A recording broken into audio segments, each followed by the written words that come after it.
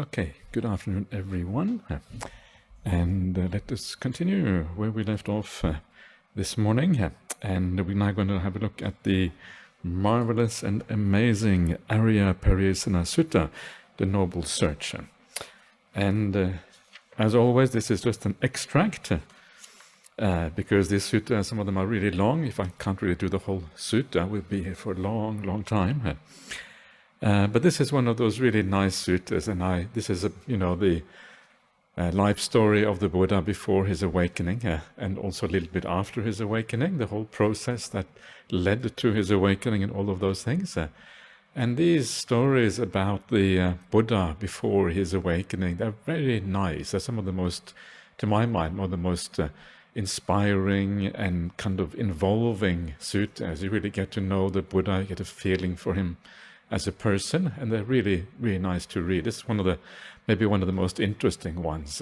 There are a number of more as well in the Majjhima Nikaya. I mentioned it just briefly the other day. You can kind of search, maybe, can you search on this?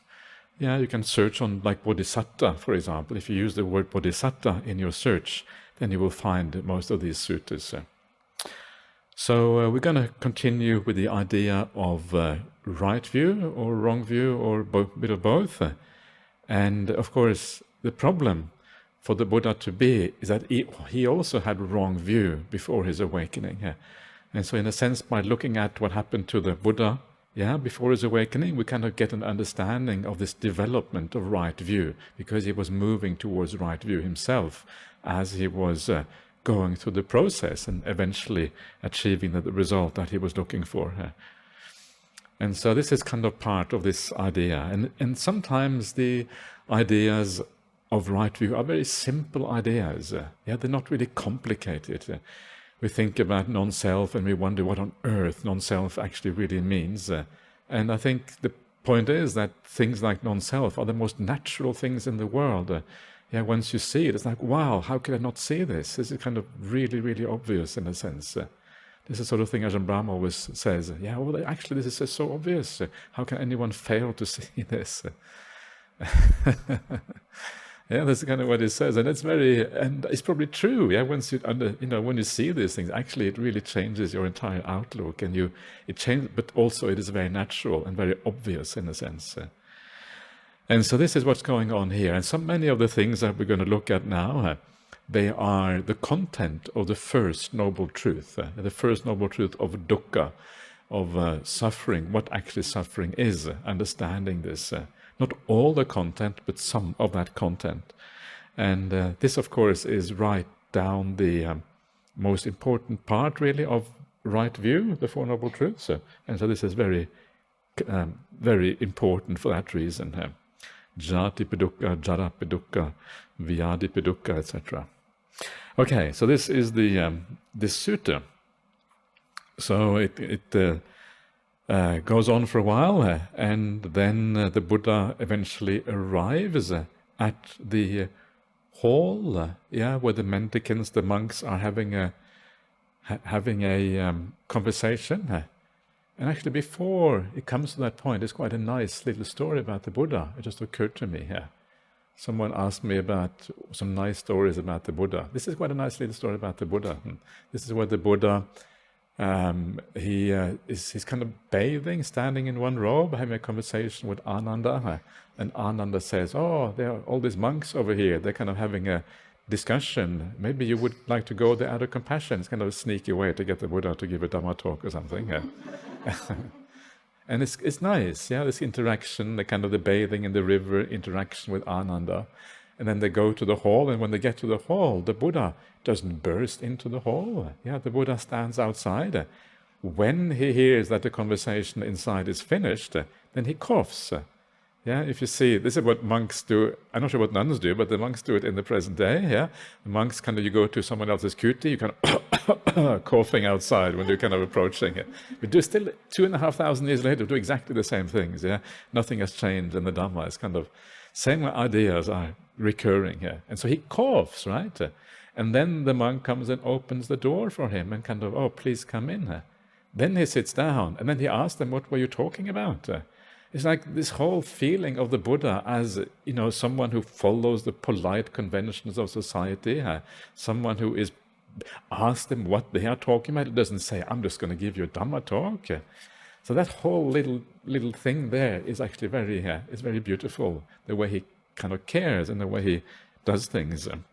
Anyway, not sure if that exactly was what was right, but anyway. So then when he sits down and they tell him what they've been talking about, this is when he says this: good mendicants, it's appropriate for gentlemen like you, who have gone forth in faith from lay life to homelessness, to sit together and talk about the teaching. When you're sitting together, you should do one of two things: discuss the teaching or keep noble silence. This is a very high bar, but it is important to have a little bit of a chat sometimes, especially in the beginning when you meet people. You have to be friendly, you have to make them relax, you have to make them feel at ease. And this is what the Buddha does. We saw this before. Are you having any trouble getting alms food? Yeah, are you at ease? Are you enjoying? And so he's basically making people feel at ease. And of course, that is fundamental, because how can you teach the Dhamma if people are tense or on edge or whatever, and they don't feel relaxed? You can't. The Dhamma is not going to go in there. There's that other sutta of that monk. Was that Bahaya? Or who was it? The monk who. That is in the Udana, the monk who was hungry. He comes to the Buddha, has been chasing cows all day here. I can't remember who that was now. And he had been chasing his cows all day, trying to get the cows to come back, because the cows are kind of, fled over the mountain or something like that. And then eventually, on his way back, he sees the Buddha. And he thinks, wow, this is really nice. This mendicant seems special. Maybe I should sit down and listen to what he has to say. And so he sits down, but the Buddha realized this person is really exhausted because he's been chasing his cows all day. He needs to have a meal first of all. And so he says, go and have a meal and come back later on. Yeah? This is another nice little story actually of the Buddha. And then he goes and has a meal, and then because he then feels at ease, then he can listen to the Dhamma. Yeah? And these are, because without that ease, how can you listen to these teachings? So both of those are little stories where the Buddha really shows his care and understanding here. So there is a right time for a little bit of talk, chit-chat. It's not like we don't become completely silly, and then we kind of find that right balance. And this, of course, is especially for monastics. In lay life, it's a bit different, obviously. So two things: you discuss the teaching or you keep noble silence. And noble silence, this is what we're trying to keep here on this retreat. It should be an easeful feeling. It shouldn't feel oppressive. If the noble silence feels oppressive because it's so hard not to talk, it doesn't work. It has to be enjoyable. I like to be quiet. I like to be peaceful. I'm giving my silence as a gift to everyone on this retreat. Please, I give this to you because I know that will be beneficial for many people who are here. And then noble silence work. If you have to force yourself to be silent against your wishes, it's not going to work. And so the higher aspect of noble silence then is, of course, the meditation practice. And the deeper the meditation, the deeper that noble silence is. And the kind of highest form of noble silence is called the second jhana, because then the mind is completely stilled. There's nothing going on anymore. So it's the higher noble silence. Anyway, so then the Buddha goes on and he says, mendicants, there are these two quests, or searches, the noble quest and the ignoble quest. So this already is kind of interesting that the Buddha divides the world up in this way. There are things to be sought for that are considered noble, and there are things sought for that are not noble or ignoble. And that's kind of a way that the Buddha phrases things, the way he talks about life. He uses words like noble, arya, like something which is high, something which is kind of, something which is pure and beautiful and special in a sense. Yeah, this is kind of the idea of noble. Like in having a noble heart means that you are kind and caring and these kind of things. Yeah, the word noble has this kind of, it can sometimes be used in a negative way, but usually if you think about it in the right way, he has a very positive kind of idea about it. And then there's the ignoble path. Yeah? And ignoble here does not necessarily mean terribly bad or whatever, but ordinary. Nothing exciting, nothing interesting, nothing that gets you anywhere, not special, not uplifting, not something which takes you out of the ordinary, unbeneficial things of the world. So noble versus ignoble. Yeah? Noble, when the Buddha says noble, he means something extraordinary. This is not just a random use of words. So the noble search and the ignoble search. And what is the ignoble search? So here we go. It's when someone who is themselves liable to be reborn seeks what is also liable to be reborn. Themselves liable to grow old, become sick, die, sorrow, or become corrupted, they seek what is also liable to these things. Yeah, so you have a problem already. You have all of these issues, and instead of finding a solution to those issues, what you really should do, you should try to find a way out. This is kind of what the Buddha's search is all about. You kind of compound the problem by finding other things and attaching to those, which then have exactly the same problem. Yeah, so this is kind of the issue here. You're not really searching for a solution. You're compounding the problem instead. That is why it is an ignoble search.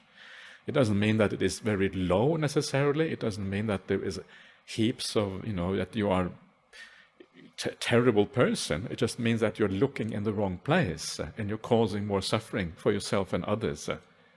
So this is the problem here. So looking in the wrong place. And what should be described as liable to be reborn? Partners and children, male and female bondservants, goats and sheep, chickens and pigs, elephants and cattle, gold and money are liable to be reborn. These attachments are liable to be reborn. Someone who is tied, infatuated, and attached to such things, themselves liable to be reborn, seeks what is also liable to be reborn. So, what is liable to be reborn? Well, all of these things. These are all living beings, so obviously they are liable to be reborn. And these are the kind of living beings you tend to become attached to. Hold on to partners and children, the servants. The servants, if the workers you have, you can get attached to them, obviously, if they are good workers and you have a good relationship. All the animals that you own, ideally you are attached to them, so you treat them well. And ultimately, gold and money, I guess here rebirth needs to be considered metaphorically. This sutta is a little bit interesting because there are different versions of it. And gold and money is in some places only found under corruption, for example. It is not found. It's found under only a few of these ones where it kind of makes sense. But in this particular version, it is also found under rebirth, which then has to be understood metaphorically. But all the other things should be understood literally. There's a little bit of a mix here, which is a bit strange. And so all of these things are liable to be reborn. And so all of these things kind of they carry on in samsaric existence. All of these things kind of go on and on and on into the future. And in their own way, according to their own path. These are not things that you can hold on to. You cannot grasp onto them. They carry on. They have the same problem as you have. This potentially without end kind of rebirth, samsaric problem, just like you. And why on earth would you then go on to hold on to them when they don't have a solution? You don't have a solution. It doesn't make any sense. So someone who is tied, infatuated, and attached to such things, that is what it means to seek what is liable to be reborn. Because when you are tied to these things, when you are infatuated to them, when you are attached to them, you want them to be in a certain way. And this is like seeking. You are seeking them to be of a certain character. You don't really want them to be liable to rebirth. You certainly don't want them to be liable to death. Yeah, you are seeking the impossible, and so you are seeking these things that are liable to that. This is what it means. Yeah, when you have attachments, you don't want to face reality. When you are infatuated, you don't want to understand reality. These things blind you. You want things to be the opposite of what they are. And this is the problem with these things. You're seeking something you can never have. And that is bad. That leads to dukkha. Obviously, it leads to dukkha down the track. It's kind of obvious. And so this then is the first noble truth right there for you. Seeking the wrong thing. This is the craving leading to dukkha in various ways. So it is interesting. One of the things that is interesting here, maybe I'll comment on that a little bit further down when we get to it. So what should be described as liable to grow old? Partners and children, male and female servants, goats and sheep, chickens and pigs, elephants and cattle, gold and money are liable to grow old. These attachments are liable to grow old. Someone who is tied, infatuated, and attached to such things are themselves liable to grow old. Seek what is also liable to grow old. All these things around you, all the things that you are attached to, they fade away and go old. Yeah, oh no, the Buddha is getting old. Ajahn Brahm is getting old. Ajahn Sujato is getting older. I am getting old. No, wait a minute, I'm getting old. No, that's impossible. Everyone is getting old, and we hold on to these people. You're already old, okay? When they wrote already old, yeah. Well, actually, yeah. So this is the thing, yeah. And all of these things are getting old. We don't really want that because it is a sign of impermanence, a sign that our attachments are going to be challenged. Yeah, they're going to be. We're not going to be able to hold on to these things. And yet we hold on to them. We close our eyes and we see things growing old. We turn in a different direction. We don't really want to see it. But that is a mistake. Yeah, we should see it. And this is kind of one of the important points here. The important points that all of these things are the basis for spiritual growth. That is why they're called right view. How is it a basis for spiritual growth? Well, if you take on board the fact of old age, if you look at yourself in the mirror and you see, okay, the wrinkles are coming out, the hair is becoming gray, the limbs are getting flaccid, the kind of things, your bodies, well, this is when you get very old perhaps, but things are kind of, things are heading in the wrong direction. It's kind of bleeding obvious, yeah, that when you see yourself in the mirror. There's two ways to reacting to that. One is to deny it, to look in a different direction, to look at the part of you which doesn't look so old yet, or just to say, no, I'm not ready for that. And then you take some kind of action like coloring your hair, or using Botox, or putting on makeup, or whatever it is, to deny the reality, yeah? And that has two negative things. First of all, you deny it. Secondly, it gives you the feeling that you have the agency to make a difference. You can deny old age you have the power, yeah, you are the agent to look young forever. Right. So, but that is almost like that we think, yeah, and that, of course, is truly, truly problematic. The alternative is to be with a mirror and to realize, actually, you don't like this.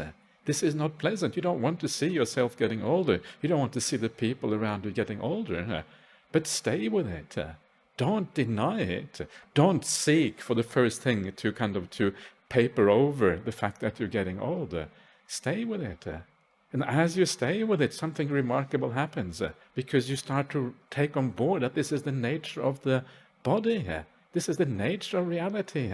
And when you stay with that, you become peaceful with it. And when you become peaceful with it, you are starting to accept that this is the nature of things. And the moment you start to accept it, the desire for these things starts to decline. Your attachment to the body goes down. And that makes you more peaceful. That makes you kind of really start to... You are slightly repelled by the five-sense world because you understand how utterly out of control it is. Yeah, the nature of the body is like this. Actually, this body is a bit yucky if that is the nature of the body. it is not really all that nice. Why am I holding on to this? You let go. You become peaceful. And so just the contemplation of old age can give rise to this kind of peace, because you see it for what it actually is. This is the power of simple contemplations like this, but you have to stay with it. You have to allow it to sink in. You have to not deny it or try, to kind of get out of it straight away. So that is this is kind of how this works. And then you do it with yourself first, but you can also do it with others.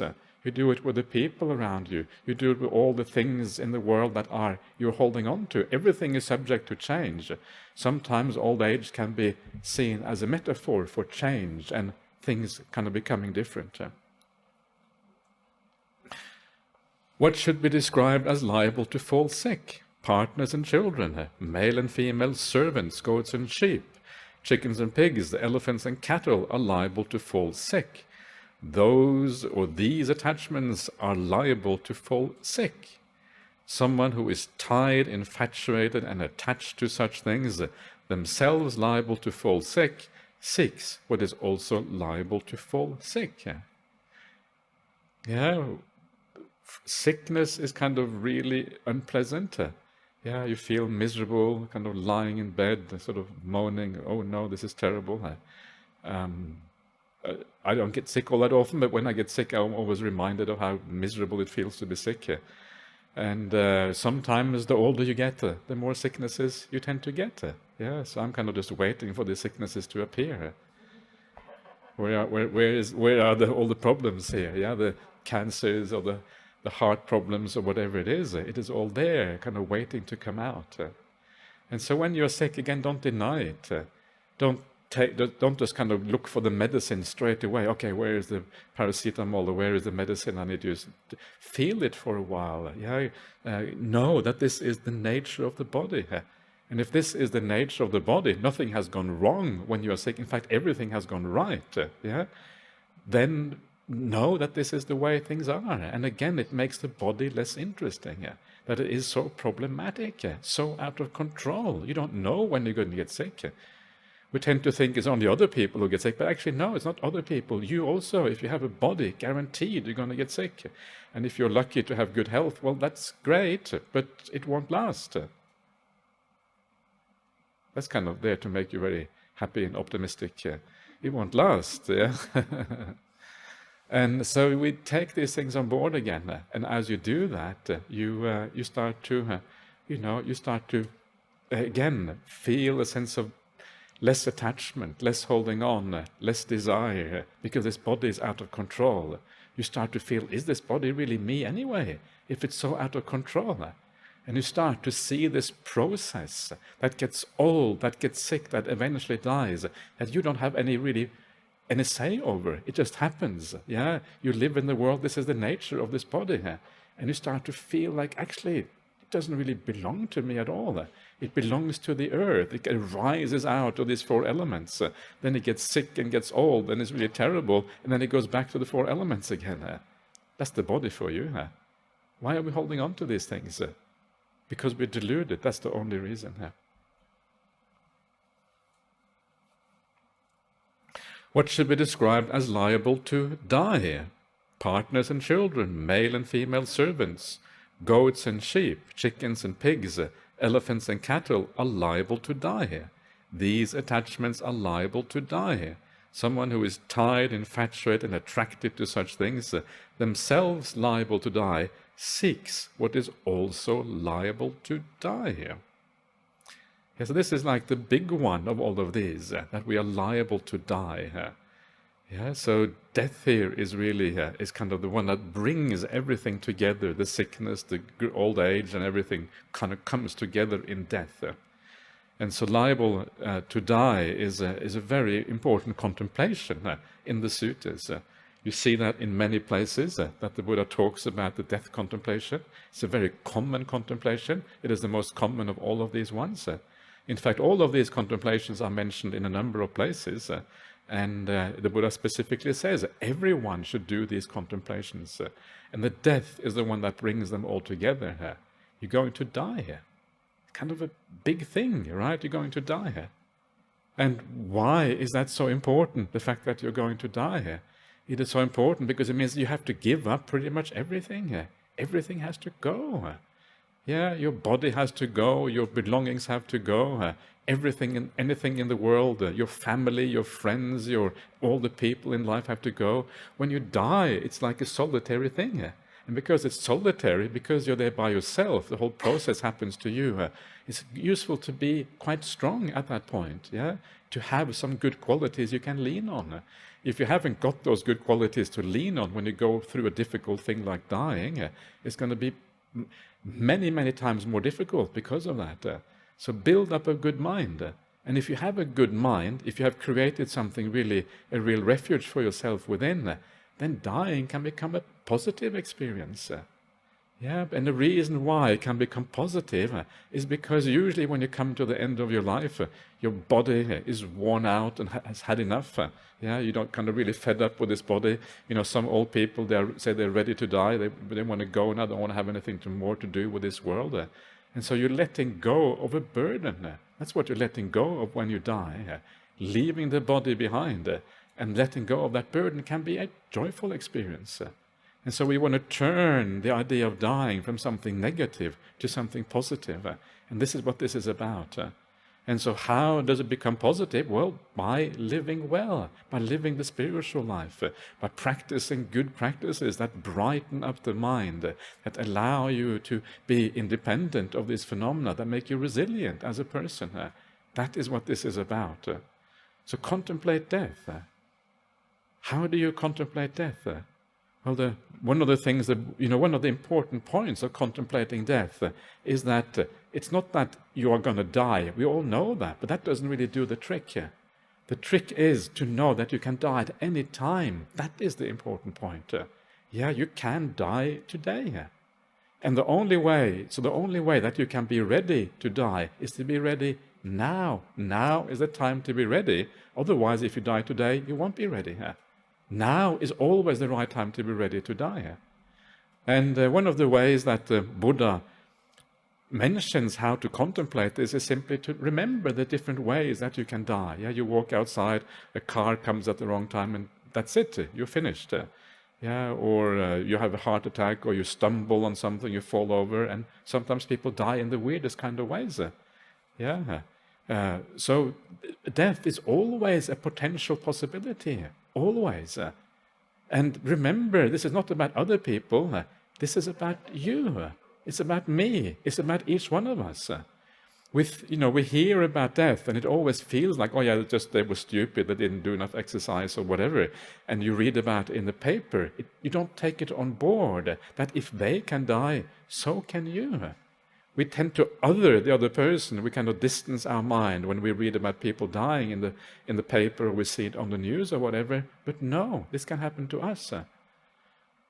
And so this is kind of how you bring it in, you make it real. Am I ready to die now?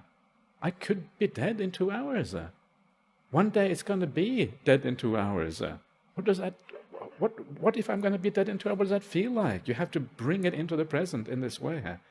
You have to be ready. And this is kind of the shift in perception that you can make if you keep on contemplating this again and again and again. But it takes time. People often wonder, how do you do this?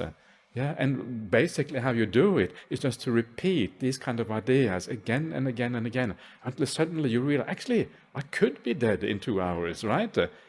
So far I've only been kind of doing it as an exercise, but suddenly it kind of hits you home, and that at that moment it has a powerful effect. At that moment, the world becomes far less interesting. How can you be interested in all the things of this world if you can die at any time?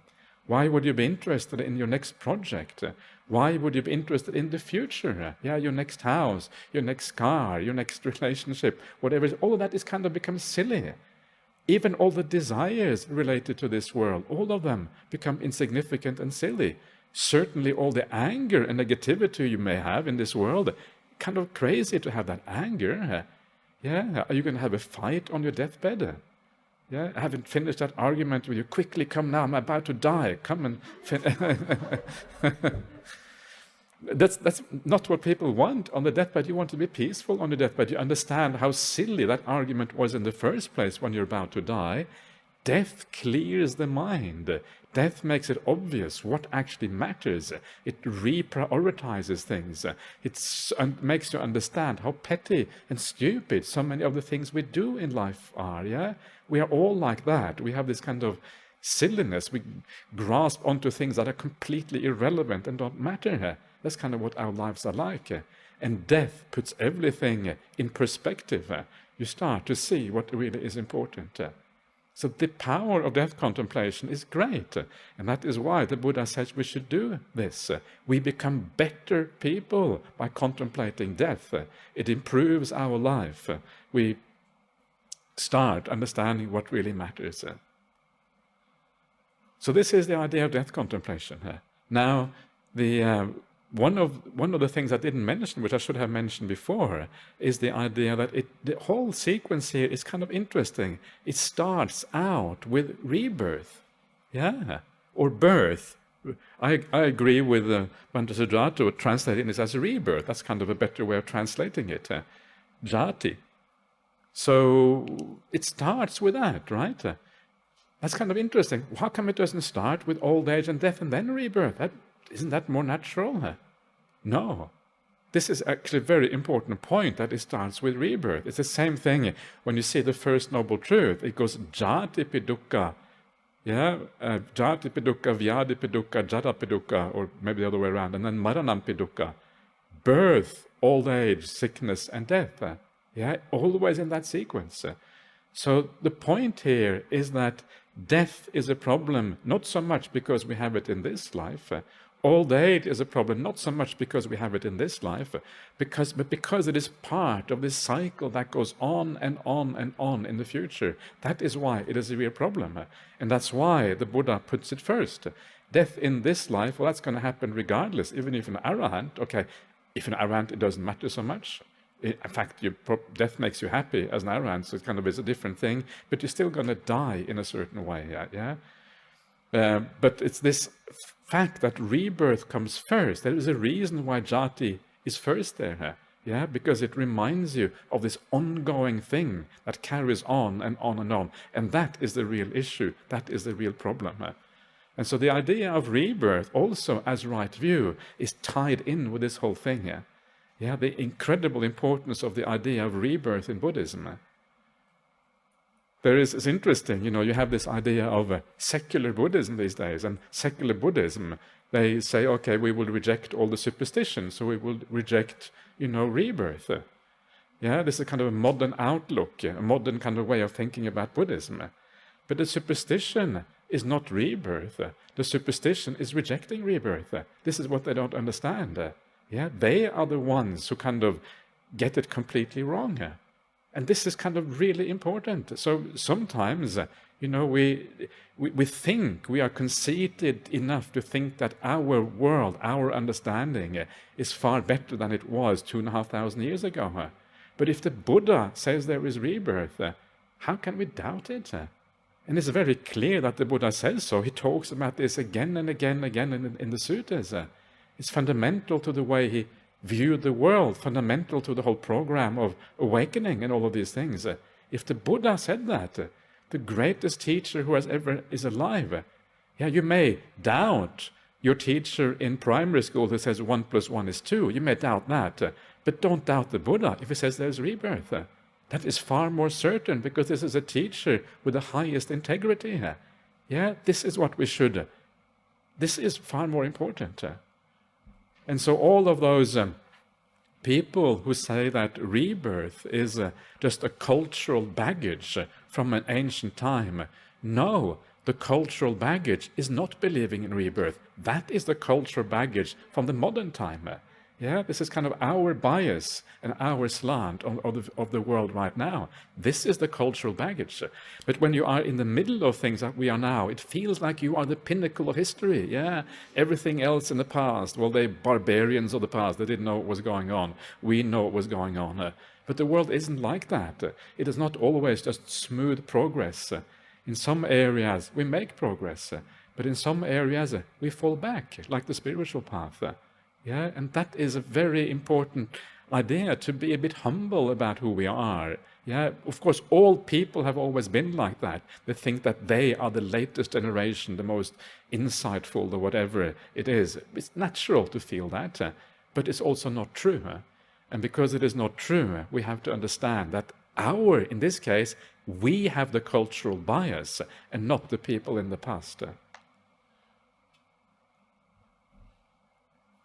Okay, so that is the idea of dying. So please contemplate that dying, because it is a very important part of the Dhamma, especially when combined with rebirth. That's kind of really the critical point there.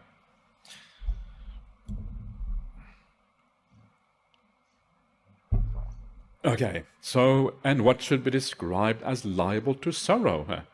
Partners and children, male and female servants, goats and sheep, chickens and pigs, elephants and cattle are liable to sorrow. These attachments are liable to sorrow. Someone who is tired, infatuated, and attached to such things, themselves liable to sorrow, seeks what is also liable to sorrow. Yeah, we know that people are liable to sorrow, but it's kind of nice. Animals too are liable to sorrow, right? They grieve when, like a dog might grieve if the owner dies, or certainly grieve if a kind of fellow dog dies. And anyone who has had a pet, and I have never had a pet, but I'm told that they can see the emotions in the animals. Yeah, they are liable to the same kind of things. And so then when you kind of tie yourself and infatuate yourself and attach to other people, you are going to have to deal with their sorrow as well, with their problems and their griefs. It becomes part of your life. One of the nice things in the sutta, there's a nice little saying that as a monk or a nun, as a monastic, you should be slightly aloof from society, from other people. You should not be so involved with the lives of lay people that you sorrow when they sorrow, that you have suffering when they have suffering, that you are happy when they are happy. Then you are too close to them. You should kind of be a little bit apart from that. And for obvious reasons, because if you are a little bit standing back a little bit, it means you have the ability again to see what is going on. And then you can maybe, first of all, you will be more stable within yourself, which is very useful for meditation and all of these kind of things. But if you're going to give some good advice, you want to be standing back a little bit. You want to have that overview. You want to kind of have that bird's eye view of things. The moment you get involved, well, basically you become more like a layperson at that point. And then, your ability to be a teacher or to have that broader view, it kind of collapses a little bit. And so all of these things are liable to sorrow. So because they're liable to sorrow, again, you lose some of that interest, because anything that is liable to sorrow, that is dukkha. You're taking on more dukkha when you get tired and infatuated to these things. Then, and what should be described as liable to corruption? Partners and children, male and female servants, goats and sheep, chickens and pigs, elephants and cattle, gold and money are liable to corruption.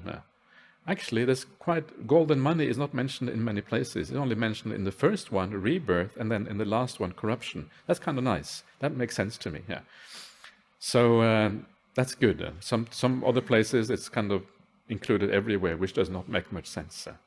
What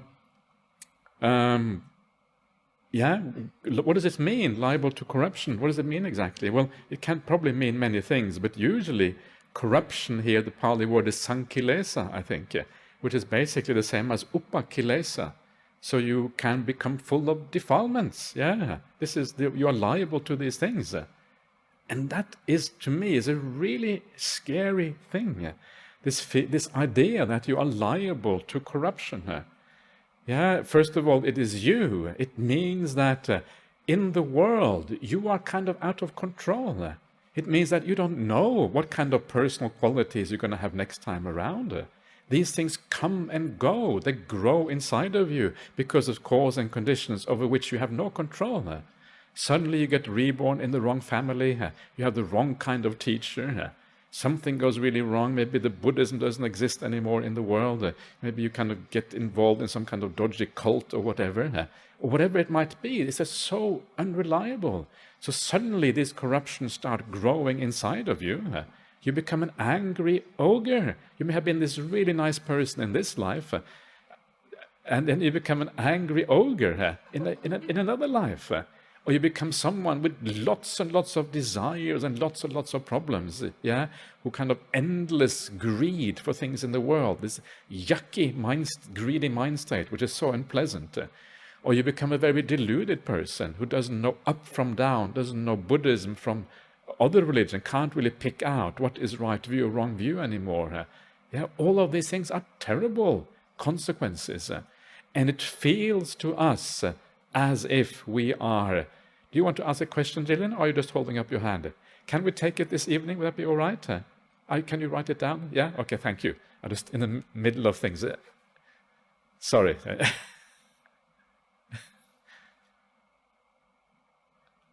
So, are you okay, Gillian? Do you want to say something? Go for it.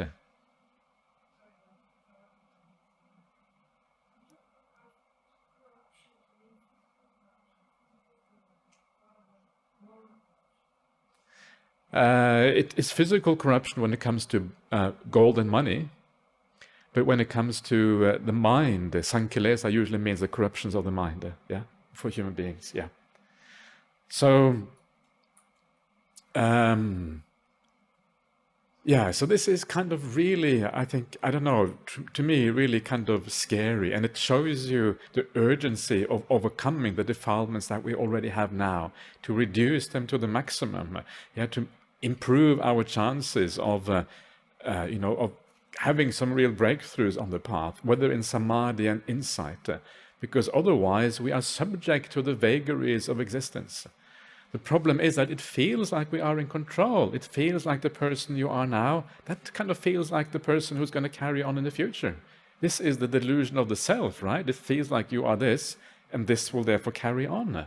But that is the delusion. It isn't like that. You become a very different person after a while, with more defilements or whatever. In fact, you know that is true to some extent, because sometimes you have more defilements, sometimes you have less, and you can become the one with more defilements more often, and then you get some even more serious defilements, and so this is just really out of control.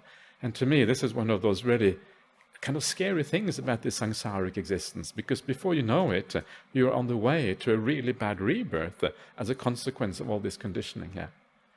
And then it's not just you, but it's also the other people in your life. You marry someone and they are really sweet and nice when you get married. And after a couple of years, they are terrible. This is the reality of things. You don't know how people are going to turn out. You don't know it that well. They change. Their personality goes in a different direction. They turn out to be really angry, actually, instead of being sweet and nice.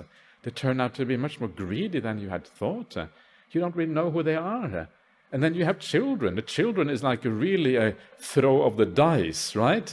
Who knows what they're going to be like? I think it's kind of crazy to have, I shouldn't say it's crazy, but it's a massive gamble, because these are, and this is the problem with, I think, again, the modern outlook. If you understand that these children come from the past, they come with their own personality, and that kind of gives you a little bit of a little bit of pause, should I really do this or not? Because you have no idea who you're bringing into your family.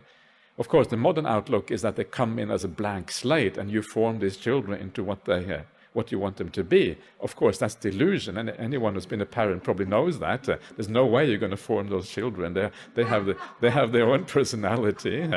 Your limited abilities, your limited influence is just so small compared to what they actually are. And so you don't know who comes into your family.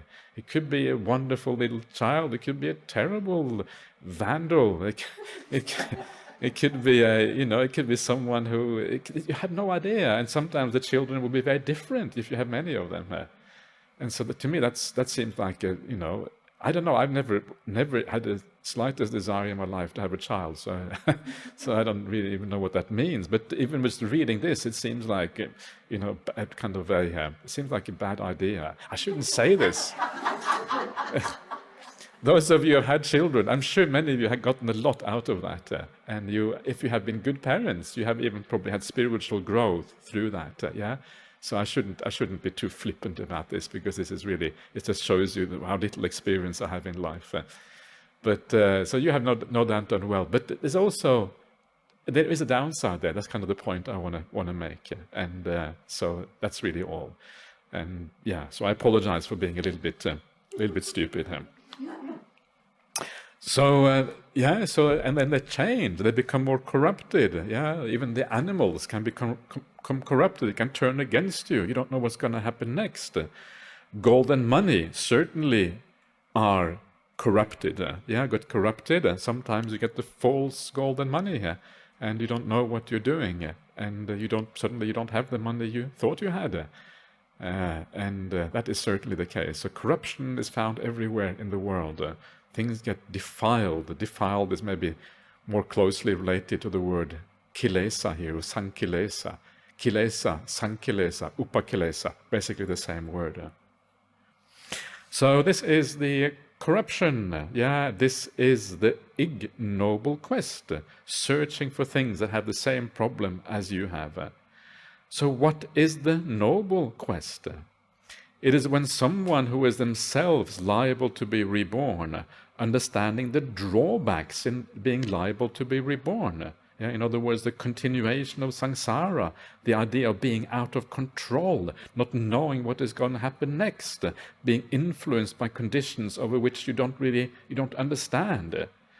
They seek what is free from, that which is free of rebirth. The supreme sanctuary from the yoke, extinguishment. You understand that actually rebirth, no, that is no good. And because you seek freedom, you don't want to be reborn, what you are seeking is freedom from rebirth. It's a very important point. It's freedom from rebirth that you are seeking. And another way of talking about that is extinguishment. That's nibbana right there. You are extinguish the rebirths. The supreme sanctuary from the yoke, anuttara yoga kema.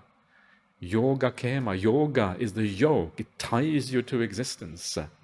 Yoga kema is like the rest from that hard work that you are doing. You can breathe, you can relax, you don't have to work anymore. You're finished with all of this work of existence, going on and on and on, always having to work, always having to do things, figure things out, solving problems, endlessly going on. Now, finally, you can breathe a sigh of relief, and you can really relax. One of the nice words in the suttas for being at ease is to breathe easy. Easy breathing is a word for being at ease. And you know what that means, right? Sometimes your breath, you become a bit tight, the breath is not easy. But when you really relax in meditation, like the breath becomes natural and easy. And the deeper you go, the more easy that breath is. So that's kind of one of the words, one of those nice words in the suttas. So you understand the drawback, you see the freedom, and you seek the ease. Themselves being liable to grow old, to fall sick, to die, to sorrow, to become corrupted, understanding a drawback in all of these things. They seek that which is free of old age, free of sickness, free of death, free of sorrow, free of corruption, the supreme sanctuary from the yoke, extinguishment. This is the noble quest. Sometimes in these situations, you have found translations like the seeking the deathless. But the deathless is slightly misleading, because deathless sounds a bit like some kind of state that you are seeking for. But what you're actually seeking for is the end of death. He has just said that death is a problem, and because death is a problem, then obviously that the non-death, what you're seeking for there, is the freedom from that problem. So it's death is the problem, you're seeking for freedom from that. Once you talk about deathless, then it sounds like you're talking about something more than just the freedom from death. Of course, it depends on the person, how they look at these words, but that's kind of a common thing. And then the Buddha says, mendicants, before my awakening, when I was still unawakened but intent on awakening, I too, being liable to be reborn, sought what is also liable to be reborn. The Buddha did exactly the same thing that we do. Myself liable to grow old, fall sick, die, sorrow, and become corrupted. I sought what is also liable to these things. This is the Buddha to be, seeking it. In other words, being attached, like it says, that this was the definition of these things, attached, infatuated, and tied. The Buddha to be had exactly the same problems as we had. He had a family, he had friends, he had cattle and elephants or whatever.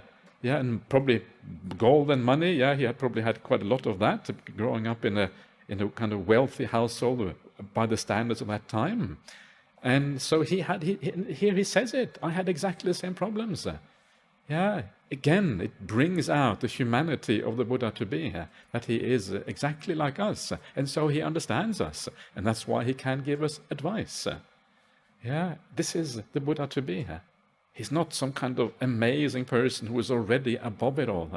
If the Buddha had practiced the 10 paramis for 4 incalculable eons, you think he was a bit better than this.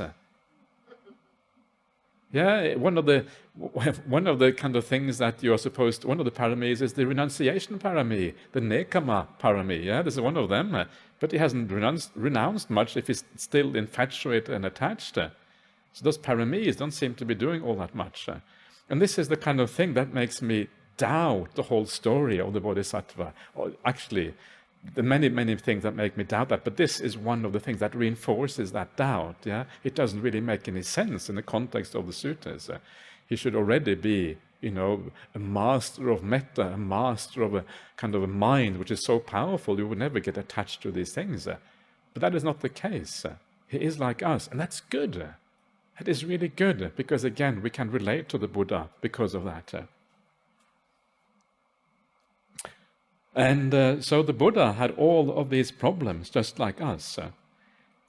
And then he says, it occurred to me, why do I, being liable to be reborn, grow old, fall sick, sorrow, die, and become corrupted, seek things that have the same nature?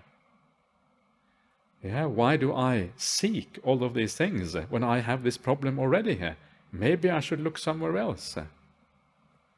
One little point which is very interesting here is the idea that of reborn. He says that he is liable to be reborn. How does he know that? This is already long before he even leaves the household life.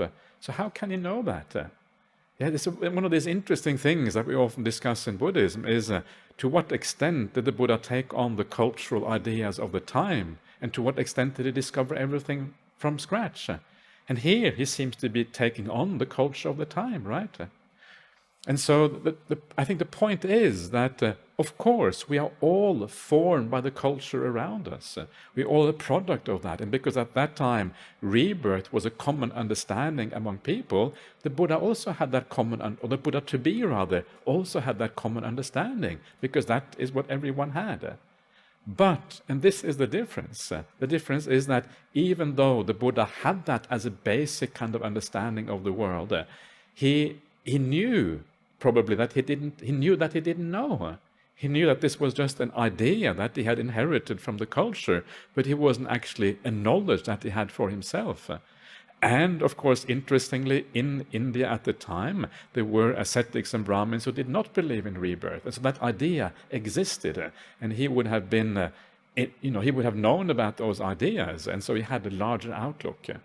And so for that reason, when it comes to his awakening experience, he does recall his past lives, because obviously he wants to make sure. And then when he is sure, then he also understands the horror of rebirth. Because it's very difficult to understand this from a theoretical perspective, but then when you recall these things, it's like, wow, this is what is going on. This is much, much, much worse than I had ever anticipated. This going around in samsara, making the same mistake again and again and again, sometimes going up, sometimes going down. This is just absolutely awful. I have to get out of this. And then the Buddha comes out of it. So it's like always, it's more complicated than it meets the eye. Yeah, the Buddha both believed in rebirth and also questioned it, or didn't question it, but wanted to ascertain its truth. Both of these are true at the same time, because we are all, the Buddha included, we are conditioned by the culture around us. Why don't I seek that which is free of rebirth, free of old age, free of sickness, free of death, free of sorrow and corruption, the supreme sanctuary from the yoke, extinguishment? Sometime later, while still with pristine black hair, blessed with youth, in the prime of life, though my mother and father wished otherwise, weeping with tearful faces, I shaved off my hair and beard, dressed in ochre robes, and went forth from lay life to homelessness. So these reflections, reflections on kind of simple reflections on the realities of life, death in particular, stands out here. These are the reflections that made this person we now know as the Buddha become the Buddha. This is the thing that made him go forth. This was the problem with existence. And if you, all of you, reflect very deeply on these things, then by the end of your retreat, you might be having a shaven head and wear a brown robe too. That's what happened to the Buddha to be, And if you take it as far as he did, you may end up in the same way. What a wonderful thing that would be if that happened. And so, in a sense, you can argue that the Buddhism or the Dhamma, is a result of this very simple insight into the nature of life. That is where it comes from. And that's kind of remarkable. And it shows us that very often we don't need to complicate the Dhamma too much. Or we can complicate it a bit. It's good to think about kind of difficult things as well, because they are interesting and it kind of builds up a complete picture. But come back to the simple things, because the simple things are easy to do. They are easy to understand. This is where we can really develop our minds. But thinking too much about dependent origination may not make that much difference in terms of how you develop your mind. But these things do. And so for this reason, use these things to the best of your ability to enhance your spiritual practice. So that is all for now. We'll see you back again at 7:30 this evening.